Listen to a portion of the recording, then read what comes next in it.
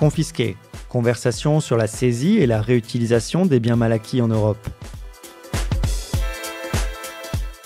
Bonjour et bienvenue dans Confisqués, le podcast du projet de recherche européen en matière judiciaire sur les biens mal acquis et le blanchiment, RINS. Dans cette série, nous donnerons la parole à des professionnels de la lutte contre la criminalité organisée en Europe. Comment lutter efficacement et durablement contre les mafias et le crime organisé ? Comment toucher les criminels au portefeuille en asséchant leur capacité de fonctionnement ? Comment réduire durablement la violence qu'ils génèrent ? Nous essaierons de répondre à ces questions par le biais notamment de l'harmonisation des pratiques policières et judiciaires en Europe, car le crime, lui, n'a pas de frontières. Dans ce premier épisode, nous nous rendrons en Belgique, où le milieu de la drogue n'en finit plus de prendre pied et déstabiliser les institutions. Tentative d'enlèvement du ministre de la Justice par un groupe mafieux, règlement de compte à répétition, saisie record de cocaïne sur le port d'Anvers, lien avéré avec le monde politique. Si le sujet ne fait pas encore débat en France, il risque bien de s'inviter dans les prochaines élections fédérales de juin au plat pays.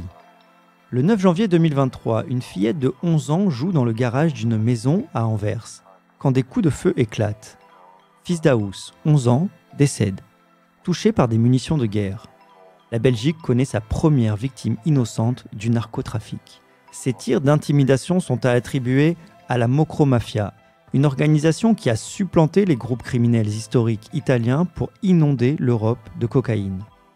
Face à l'ampleur du phénomène mafieux, les Belges attendent des réponses. Et nous allons en parler avec Michel Claes, juge d'instruction à l'origine du Qatargate, le plus grand scandale de corruption de l'histoire du Parlement européen, et pour qui Anvers est devenue une capitale mondiale du crime organisé, rien que ça. Le juge d'instruction vient de quitter ses fonctions et se présente aux élections sous la bannière de Défi, un parti francophone centriste. Notre spécialiste des dérives mafieuses et fondateur de Crimalt, Fabrice Rizzoli, l'a rencontré pour nous parler argent sale et confiscation des avoirs criminels, la hantise des délinquants. Alors, Michel Claes, bonjour.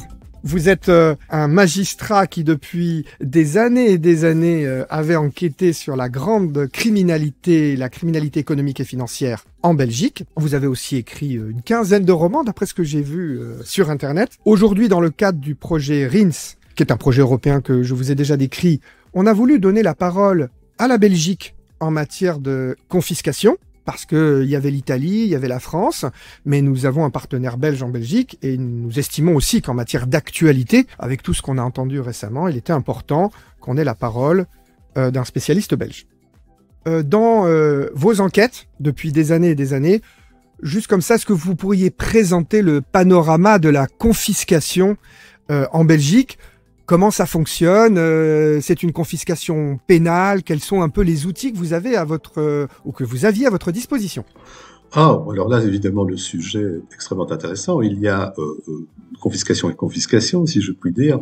La confiscation, c'est une décision de justice au fond. Donc, vous savez que pendant des années, j'étais juge d'instruction. Donc, en réalité, je n'ai jamais ordonné de confiscation, j'ordonnais des saisies en vue de confiscation. Alors, d'une manière tout à fait classique et indépendamment du droit financier, la confiscation, c'est tout simplement, à un certain moment, prononcer la fin de la propriété, dirais-je, de l'objet qui appartient à telle ou telle personne. C'est ce qui a servi à commettre le crime. Donc, vous avez un crime de sang, mais le couteau sera donc confisqué. Idem, la voiture qui a servi à commettre le hold-up sera confisquée. Là, vous avez une confiscation simple.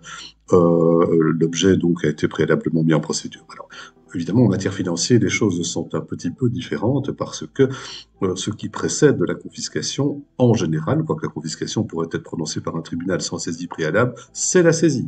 La saisie qui est ordonnée soit par le parquet, soit par le juge d'instruction, et cette saisie, en réalité, intervient dans le cadre de la procédure. Qu'est-ce qu'on saisit ? Ça, c'est moment extrêmement simple. Alors, on saisit soit le produit de l'infraction. En matière financière, c'est évidemment ce qui est le montant correspondant. C'est le montant, c'est l'argent du crime. Ou alors, c'est par équivalent la saisie qui se fera Qu'est-ce que la saisie par équivalent, qui d'ailleurs est prévue de manière tout à fait générale dans le Code pénal, l'article 42 du Code pénal? Mais la saisie par équivalence, donc à un certain moment, vous avez commis une infraction, et quelle que soit sa nature de cette infraction, et vous êtes tenu à, effectivement, à un certain moment, être condamné à restituer cet argent ou à payer cet argent à l'État. La saisie est ordonnée, donc je vous l'ai dit, soit en matière financière par le procureur du roi ou le juge d'instruction. Cela intervient en cours donc d'information ou d'instruction pénale. Et c'est une décision qui se fait sur, je dirais, tout. Alors, il n'y a pas de bien d'une nature particulière, on peut saisir de tout. Il y a évidemment les comptes en banque. Dans les enquêtes pénales, il est fondamental de s'intéresser aux comptes des personnes qui sont mêlées à des malversations supposées. Ce sont les comptes en banque, ce sont les actions, ce sont les biens mobiliers de nature même virtuelle. Actuellement, il faut être très attentif en perquisition à retrouver ce qu'on appelle les clés des bitcoins, donc parce qu'on oublie tout le temps qu'il existe cette monnaie virtuelle dans laquelle, évidemment, de par cette facilité de dissimulation et d'échange, l'argent sale circule extrêmement facilement. Donc il faut chercher, évidemment, tout ce qui permet à un certain moment de se rattacher au produit de l'infraction. Vous connaissez toutes les infractions qui permettent d'avoir de l'argent. Je pense que d'ailleurs que le Code pénal, à part le meurtre, le viol, l'attentat à la pudeur, toutes les infractions rapportent de l'argent, de manière tout à fait globale. Par rapport aux personnes qui ne connaissent pas bien, vous avez rappelé qu'il y a la confiscation de l'instrument du crime, bon, vous avez parlé de l'arme, etc., ou les produits du crime, donc l'argent en matière financière, etc. Et surtout, vous avez rappelé que même si on n'arrive pas, si j'ai bien compris, à démontrer le lien direct avec l'infraction, donc l'argent qu'aurait, je sais pas moi, gagné illégalement une personne, on peut l'obliger à payer la somme qu'il avait gagnée par son infraction. Ça s'appelle la confiscation, vous appelez en équivalence, ou par équivalent. Oui, par équivalent. Ça, c'est ce qu'on a étudié dans nos focus group qui sont très intéressants. Mais est-ce que vous auriez quelques exemples, peut-être passés, de confiscation que vous avez que vous avez demandé, qui ont été obtenues, avec une somme et le type de personnes qui ont été confisquées à la fin? Au pléthore, évidemment, parce que finalement, dans les enquêtes financières, c'est ça qui compte. Il y a, à cet égard, évidemment, en matière de criminalité financière, l'impératrice des infractions, comme je l'appelle, qui est le blanchiment d'argent. Nous avons en Belgique un système où la confiscation, dans le texte de l'article 505.2 du Code pénal, il est prévu que la confiscation est obligatoire. Donc la saisie, l'est forcément, c'est ce que j'avais toujours dit, et elle se fait par équivalent, et pas seulement sur le produit du crime. Si l'argent sale a permis d'acheter une maison, c'est facile, mais supposons qu'il est parti à l'étranger, qu'il a été adroitement dissimulé dans ces coffres-forts qu'on appelle des sociétés offshore, et qui sont inviolables, mais là on pourrait éventuellement saisir et ensuite confisquer des biens dans le patrimoine de la personne, mais des biens qui apparaîtraient dans son patrimoine postérieurement à la commission de l'infraction. Le plus simple, c'est évidemment la succession. Imaginez-vous que vous avez planqué le produit de l'infraction dans un paradis fiscal, mais que vous héritez, on pourrait imaginer la saisie des biens dont vous avez hérité. D'autre part, l'article 505 prévoit également que tout complice ou co-auteur de l'infraction de blanchiment sera poursuivi de la même manière que le blanchisseur lui-même et celui qui a commis l'infraction en amont. Le plus simple, ce sont les professionnels du chiffre. Vous pensez bien que c'est ce qu'on appelle la criminalité en col blanc. Il ne peut pas y avoir véritablement de vrai profit du crime sans qu'il y ait des spécialistes qui vont permettre ce blanchiment. On pense toujours aux banquiers, on passe aux experts comptables, etc. Eux, évidemment, ils n'ont pas profité du produit de l'infraction. Mais ils seront, en tant que co-auteurs ou complices, considérés comme étant également susceptibles de subir cette sanction. La confiscation, c'est une sanction. Et c'est en cela d'ailleurs que le bât blesse, et ce sera la fin de notre conversation. C'est une sanction, et c'est une sanction donc qui est décidée par le tribunal correctionnel en première instance. Et lorsque vous avez donc celui qui a commis l'infraction de base, qui peut être son propre blanchisseur, il peut être condamné jusqu'à la totalité de ce qu'il a perçu comme produit de l'infraction, et quelle que soit l'origine de son patrimoine.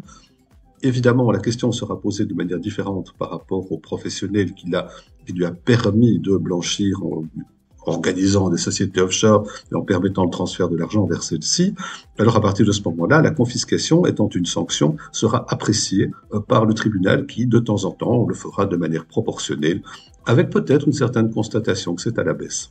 Mais du coup, en Belgique, c'est un peu comme en France, les médias n'ont pas la culture de l'explication de la confiscation, donc on voit saisie de drogue, on voit personne condamnée ou relaxée, et on voit pas la confiscation. Mais en Belgique, on saisit donc des biens à des trafiquants de drogue, etc. Vous avez quelques exemples de... Multitude, notamment les voitures. Parce que, qu'est-ce que les trafiquants de drogue aiment bien les voitures. Patient, pas n'importe quelle voiture, bien entendu. Et oui, le grand classique, c'était évidemment la confiscation de la voiture. Et aussi des immeubles. Hein. Il y a des personnes qui vont acheter des immeubles moyennant des sociétés offshore, etc. Donc on peut saisir l'immeuble. On a déjà quand même à cet égard pas mal d'exemples. Il y a dans les confiscations, évidemment, comme je l'ai dit tout à l'heure, les comptes en banque et à l'étranger, et l'utilisation, n'oublions jamais, et ça nous concerne tous, quels que soient les pays, tous ceux qui ont ratifié la Convention en matière de lutte contre le blanchiment d'argent, avec également la possibilité de pratiquer les gels à l'étranger. Donc ça, c'est la saisie internationale fondamentale à l'étranger. Ben, écoutez, quand j'identifie une maison en Espagne et non pas un château, ou peut-être, j'espère, un château en Espagne, ou des comptes en banque au Portugal, ou ce qui m'est déjà ô combien arrivé en France, trouver des propriétés à la Côte d'Azur, à partir de ce moment-là, je demande que, sur base du gel, les autorités judiciaires bloquent les biens, et le jour du jugement, la confiscation sera prononcée et le parquet agira alors de manière telle à ce que nous puissions récupérer les biens saisis à l'étranger qui seront alors confisqués. Donc vous voyez, il faut faire preuve d'audace, d'imagination et de travail pour en réalité permettre de récupérer les fonds détournés. Alors vous avez anticipé une de mes questions qui est la confiscation à l'étranger. Quand l'État belge, comme l'État français, demande qu'un de ses citoyens, ses biens soient confisqués à l'étranger, vous dites ça fonctionne et tout. Est-ce qu'il y a quand même des pays avec lesquels ça marche mieux que d'autres, qui ont plus de culture de confiscation en Europe, dans votre expérience? Est-ce qu'il y a des États qui répondent plus vite à vos demandes, qui répondaient plus vite à vos demandes de saisie? Ouh là là, en réalité, ça dépend, à la limite, peut-être pas tellement des États, mais finalement des personnes à qui on s'adresse. J'ai eu des très bonnes surprises, j'en ai eu de moins bonnes, évidemment. Il m'est arrivé notamment de me rendre compte qu'il n'était pas si facile de travailler avec certains coins en Espagne, dans le sud, par exemple, alors que dans le nord, tout ça marchait très très bien. Il y a Oui, c'est vrai qu'il y a des pays où les choses sont plus difficiles. Maintenant, ils ne font plus partie de l'Union européenne, mais avec l'Angleterre, on a toujours eu des problèmes de communication parce que le système anglo-saxon est plus compliqué que le nôtre et les possibilités de contestation sur place sont évidemment gigantesques. Et donc, il faut simplement alors y faire face. Mais d'une manière générale, je peux vous assurer que en matière de gel, ça marche très très très très bien. Et d'ailleurs, nous recevons nous-mêmes pas mal de demandes. Combien de demandes je traitais par semaine de gel, de sollicitations de tous les pays, que ce soit le jour même de la Pologne, de l'Espagne, même de la Hongrie, etc. Non, ça fonctionne. Mais il faut bien entendu, à certains moments, aller plus loin. Et là, c'est tout le système après jugement, quand la confiscation a été ordonnée. Il faut bien entendu, alors que le parquet fasse suivre, que les officiers de la police fédérale chargés de cela fassent suivre également pour nous permettre de récupérer les fonds. Alors, vous rappelez, Monsieur Claes, que la justice est une histoire d'êtres humains, de personnalités. Oui, absolument. Le président d'honneur de Crimalt est Mario Vaudano, magistrat italien à la retraite, grand spécialiste de la corruption, qui a fait condamner des généraux de la garde des finances dans les années 80. Et il nous racontait déjà que, alors que la Suisse était considérée comme un paradis bancaire, c'était une question de personne lorsqu'il demandait des informations à la Suisse et qu'il pouvait parfois très bien travailler avec des magistrats suisses malgré cette culture de la discrétion qu'il y avait en Suisse. Donc c'est bien de rappeler que la pratique de la justice est aussi une question de personne. Alors, à contrario, quand des États étrangers vous demandent de confisquer des biens sur le sol belge de la part de leurs ressortissants, est-ce que c'est facile pour la Belgique de faire cas de leurs demandes? Et surtout, puisqu'on est dans le projet RINS, lorsque les confiscations n'existe pas sur le sol belge. Vous voyez ma demande, par exemple, dans le cas des confiscations italiennes, dites préventive antimafia ou sans condamnation pénale du propriétaire, voire lorsque vous parliez du droit anglo-saxon, lorsque les confiscations sont civiles, du common law, etc., ou irlandaises. Est-ce que ça a été facile pour la Belgique? Est-ce que ça a été reconnu petit à petit? Est-ce que vous l'avez pratiqué? Moi non, puisque forcément, en tant que juge d'instruction, je ne m'occupe pas des confiscations, mais je m'occupe des saisies qui sont préalables à la confiscation. Le gel, c'est une saisie, bien entendu, hein, donc c'est une mesure conservatoire. Il faut une double incrimination. Bon, ça, c'est un principe de droit pénal international, bien sûr, mais une confiscation sans jugement, je ne pense pas que ce soit possible. Par contre, la Belgique est extrêmement souple et je pense extrêmement rapide dans le cadre de ces procédures. Je n'ai pas souvenir de grand échec dans cet cas. Dans ce qui me concerne, je n'ai jamais refusé une seule demande de gel. Oui, alors je vais me permettre une question où là, l'intervieweur n'est pas sûr de lui. Il a vu passer il y a 3 mois des news dans la presse belge, comme quoi la Belgique aurait fait voter une loi qui permettait de confisquer le produit ou l'instrument du crime pour les trafiquants de drogue. Ça m'a paru extrêmement surprenant, comme si ça n'existait pas avant. Est-ce que vous avez eu vent de cette réforme ou est-ce que les médias se sont trompés? C'était vraiment incroyable de lire ça. Ça a toujours existé. Je dirais d'ailleurs c'est un principe général. La saisie comme la confiscation, que ce soit l'instrument qui a permis de commettre le crime ou le produit du crime. J'en reviens à ce que j'avais décrit tout à l'heure. Mais non, écoutez, franchement, les narcotrafiquants chez nous, on saisit la cocaïne qui est détruite. On se garde quand même quelques paxons. Hein. Bien entendu, c'est pour permettre au tribunal d'apprécier et d'éventuellement procéder à des analyses de celles-ci. Mais non, ça a toujours existé, bien sûr. Alors, évidemment, c'est le blanchiment.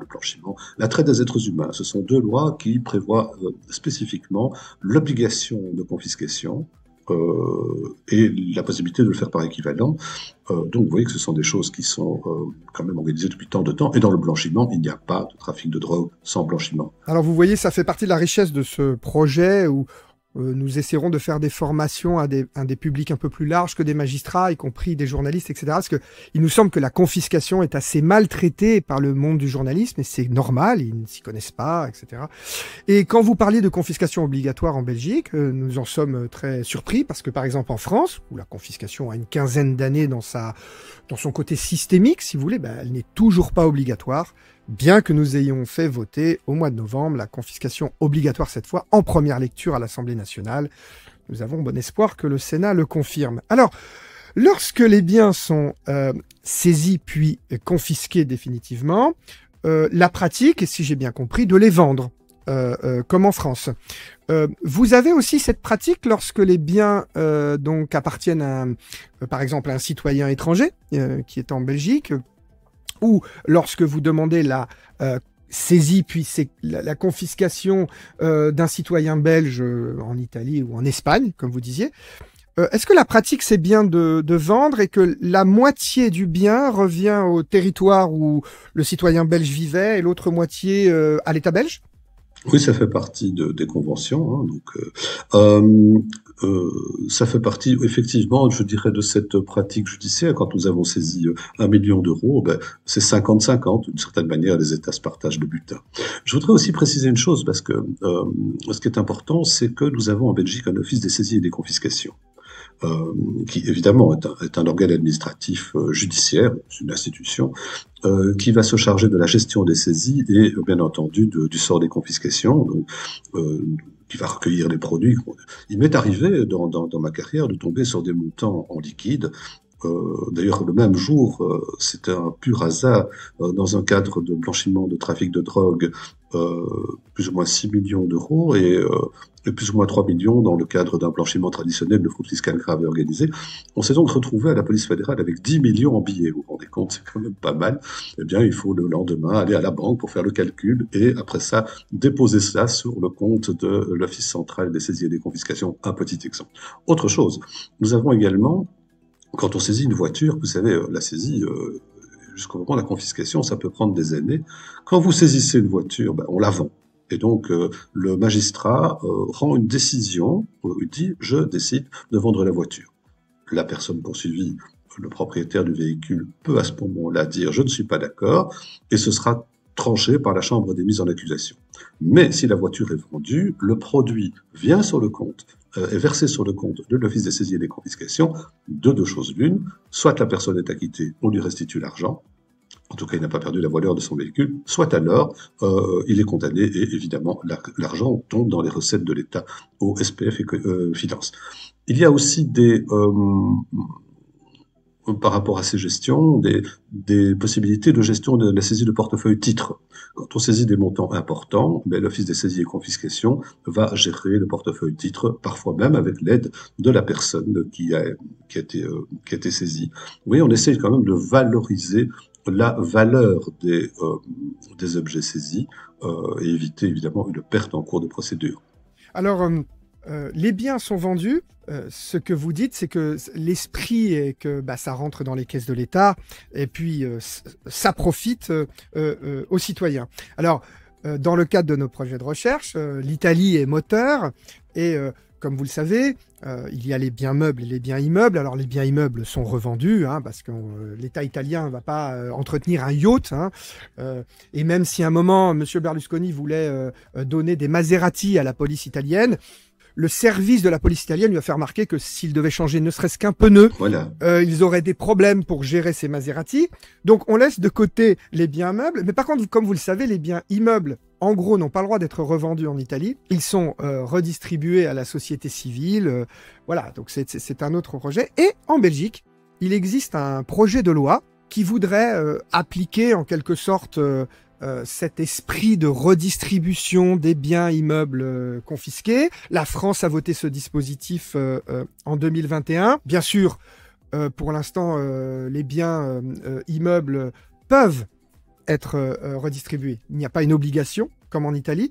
De votre côté, en Belgique, est-ce que vous pensez que ce projet de loi peut aboutir? Est-ce que cette philosophie vous plaît? Est-ce que vous avez des exemples, sans dire où, mais de biens immeubles qui pourraient être redistribués à des associations ou à des fondations? Que pensez-vous de ce projet de loi? Extrêmement intéressant. Donc, à partir du moment où les biens qui proviennent des organisations criminelles, il faut quand même reconnaître aujourd'hui que la puissance des organisations criminelles est devenue tout à fait ingérable dans nos États. Je parle véritablement d'un point de vue européen.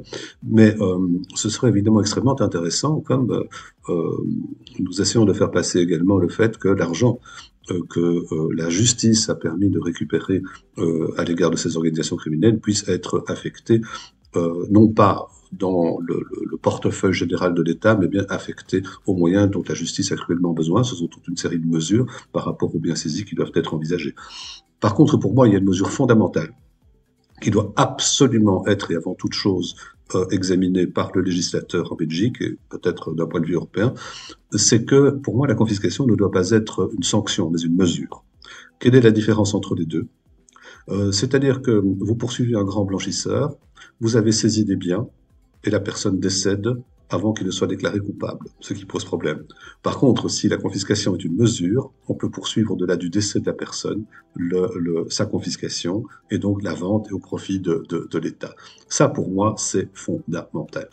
Alors, le code antimafia italien de 2011 a mis fin à cette histoire lorsqu'un mafieux décède et que ses héritiers puissent récupérer le bien avant qu'il soit confisqué définitivement. Et aujourd'hui, même les biens d'une personne décédée, qui appartiennent à la mafia, enfin c'est une procédure particulière, peuvent ne pas revenir aux héritiers. La justice démontre en quelque sorte qu'il ne pouvait pas ne pas savoir que ces biens étaient le produit du crime.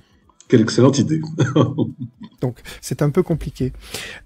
J'aimerais vous poser une question personnelle parce que nous avons fait un podcast avec une personne qui appartient à la société civile, un avocat honoraire, et qui nous a expliqué pourquoi il éprouvait le besoin que la confiscation avance en France, que c'est important pour lutter contre les organisations criminelles, notamment en Corse, où il estime qu'il y a une véritable mafia. Moi, je voudrais vous poser la question. Donc, vous êtes à la retraite depuis peu et vous avez décidé d'un engagement politique. Et donc, il faudrait, je pense, ça serait intéressant de nous expliquer pourquoi, quelque part, vous avez voulu continuer tout ce que vous avez fait dans la magistrature, mais dans un autre un secteur de la vie. Est-ce que vous pouvez nous expliquer cet engagement ? Oh, très simplement, comme j'aime à le dire, il y en a qui font de la politique leur métier. Moi, j'importe mon métier en politique, hein, donc je n'ai absolument aucune revendication personnelle dans un engagement politique, sauf à continuer ce combat que j'avais déjà mené comme juge d'instruction et au-delà de l'exercice même de ma mission de juge d'instruction, puisque ô combien de fois j'étais formateur, je le suis toujours dans le milieu des professionnels du chiffre, j'enseigne. Combien de fois je suis monté à la tribune du Parlement en Belgique, à la commission justice et finances, dont je suis expert, même à la tribune du Parlement européen, dans le cadre des Panama Papers, en essayant avec quelques autres professionnels de faire passer des mesures finalement relativement simples pour lutter contre le blanchiment et la corruption.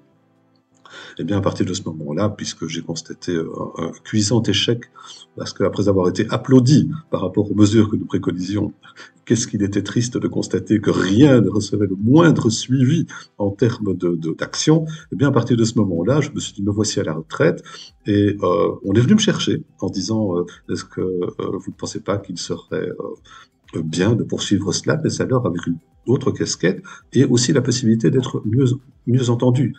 Et là, je dois constater, en tout cas maintenant, que depuis les 3 semaines où j'ai annoncé cette entrée avec un programme déjà, comment dire, bien travaillé, très bien ciselé dans finalement tout ce dont nous venons parler, et bien à partir de ce moment-là, l'accueil a été véritablement pour moi, m'a profondément touché, je ne m'y attendais pas, et je compte poursuivre cela, mais vraiment jusqu'au bout. D'abord, sur le plan de la justice elle-même, qui se porte très mal en Belgique, pouvoir un petit peu lui redonner, je dirais, la rebooster complètement, et en refaire un pouvoir, donc une simple administration, comme c'est le cas aujourd'hui, et d'autre part, par rapport à notre core business, à nous deux, c'est évidemment, poursuivre cette lutte qui doit être implacable à l'égard des organisations criminelles, et pour les atteindre, c'est par l'argent. Il faut les atteindre suivant la bonne vieille méthode d'Elliot Ness.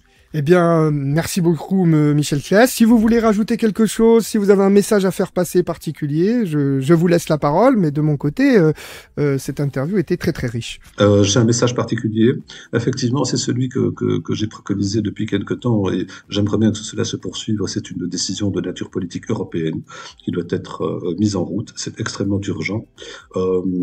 Tout ce dont nous voulons parler n'a de sens qu'à partir du moment où on donne aux autorités judiciaires des pays les moyens. Bien sûr, il y a le parquet européen, bien sûr, il y a Eurojust, Europol, mais je pense que nous ne pouvons pas véritablement avoir d'action efficace sans que nous ayons à un certain moment l'appréciation du produit du crime en Europe. Et donc, je plaide avec force pour qu'il y ait une étude européenne sur le produit financier du crime.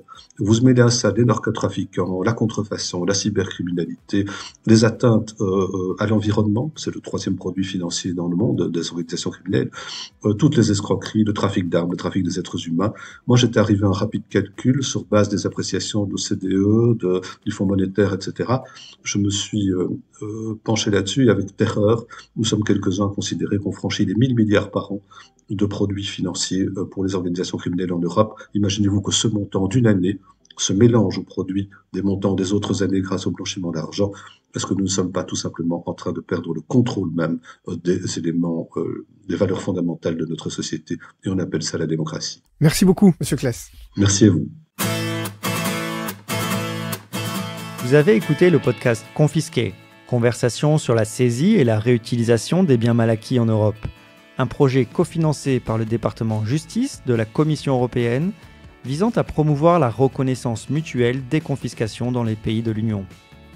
Pour en savoir plus, je vous invite à écouter les autres épisodes du podcast et à consulter nos rapports de recherche sur rins-project.eu et sur la page web de Crimalt.